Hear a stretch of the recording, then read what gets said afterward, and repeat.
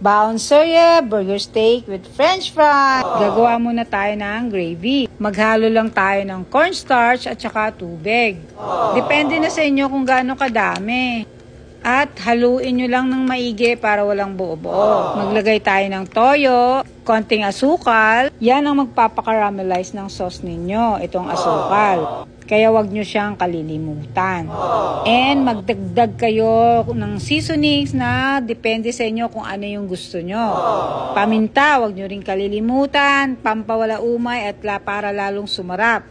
Ito, naglalagay din ako ng Italian seasoning. Kayo na bahala kung ano yung mga gusto nyong seasoning, ilagay ninyo para may kakaibang lasa yung inyong burger steak. Tapos naglalagay din ako ng calamansi para may kakaibang lasa yung aking burger steak. Haluin ng maigi. At siguraduhin yung matanggal yung mga buto ng kalamansi kasi mapait yan pag hinalo ninyo sa inyong burger steak. Umpisahan na nating lutuin. Ito nga palang beef patties. Gawa ko yan. Baliktarin nyo lang and lutuin lang ng maigi.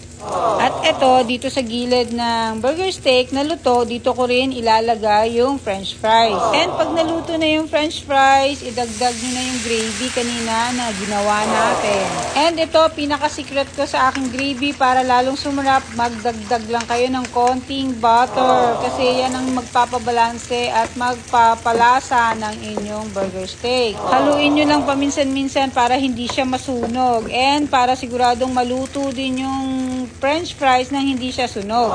Ito, nilagay ko sa kabilang side yung aking patties kasi luto na yan. So, ayan mga guwaps, antayin lang natin na maluto at mag-thicken yung kanyang sauce. Antayin nyo lang na mag-caramelize ng konti yung gravy para mas lalong masarap. At ayan, ganyan na, luto na yan, kaya inurong ko na yung beef patties. Ang kagandahan lang sa ulam na to, 2-in-1 na siya, burger steak with fries pa. So, yun lang mga guwaps. Love, love, love!